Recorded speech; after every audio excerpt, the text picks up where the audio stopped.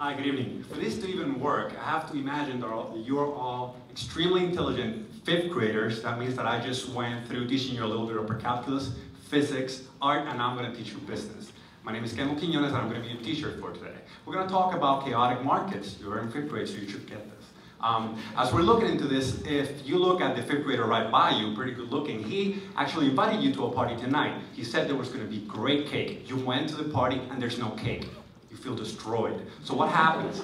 This cake was designed to be amazing. And it was designed because startups look to focus so much and outside of the box that we don't know what's in it. Everything that's in the box is amazing and it's made for you to use it. I am here to tell you how in markets like education, where you don't know what's going to happen tomorrow, you need to be the eye of the storm. You need to control chaos. Children look to design that volcano that's going to explode. They can control the explosion. So you can do that too. Controlling chaos is extremely cool. So I'm going to teach you how to do that in education. Think about it for a second. I'm from Puerto Rico, so that's in the middle of Hurricane Alley. If you think about a hurricane, if it comes towards you, the only safe place is in the middle of it. And you need three things to survive, right? You need food, water, and a flashlight. If you haven't been through a hurricane, I don't invite you to do that. But if you look into this chart right here, it is a chart. You know that you need food to survive. You need sustainability. You need to be able to pay for what you're actually developing. You need water. Everybody needs water. Your clients need to build something that they want. And last, you're going to lead to this person right here. You don't know who she is, but she's the most important person you're ever going to meet. She was alive 100 years ago, but she designed something. She's so important that today it affects your life. She's a great client. What does she do for you? Well, she told the chef, I want you to make me something that looks like a cake, smells like a cake, tastes like a cake, but it's not a cake. It's smarter than a cake and it fits in my hand. Thanks to her, we know what's important. We know that, well, it ends up being the brownie. Thanks to her, we have brownies today. First lesson of the Eye of the Storm. Important things should look important. Your UI is important. Your UX is important too. But important things, relevant things, should look important. Secondly, we're going to talk about impact.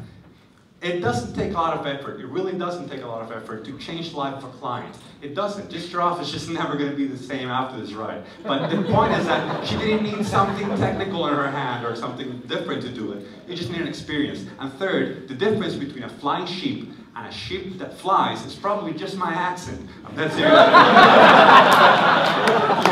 Your clients don't know what innovation is. They don't really care. They want usability, they want rentability, they want to be able to use it every day. So if we look at something like the concept of the Eye of the Storm, which is what I'm presenting you, is taking lean startup into the concept of a startup. When you look at the Eye of the Storm as a concept of improvement, you need to see that there's three things you can do for your client. And the most important thing you can do is not move. Inertia, it's amazing. So you just took physics, so you get this completely. Sustaining motion is hard, it's terrible. Why? Because it's harder to move forward than just stay still and look at the problem. Let's take a look at big companies and startups that want to be big companies. They want to be the unstoppable force. They want to focus on problems, big problems, every single day. Every single one of those pieces takes a lot of effort and it costs to move them forward. But I want you to think today that we can be the immovable object. We can design startups that focus on the client and do not move. It doesn't matter what happens, what chaos comes, your client is safe. Therefore, your startup is safe. As we move forward with this, I want to give you an example in Sparkit. Sparkit is my education company. We focus a lot on developing children to extremely high levels. We teach, as I said, per capita to fifth graders. And we don't look at that light bulb. We don't care enough. We care about what's in it. We actually know that inside the problem, there are needs. And that's what we need to focus on. If you create a problem-oriented startup, you're just going to fail constantly.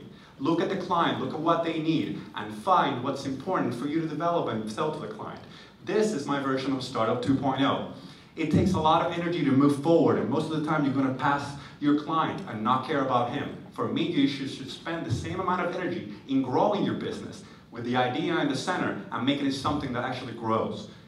I'm going to show you now how not moving has made a lot of people that actually move pretty hard come to me instead of me to them. I'm actually working with the highest level of education in my country. I'm working with Microsoft Innovation Center and Presidential Development Program.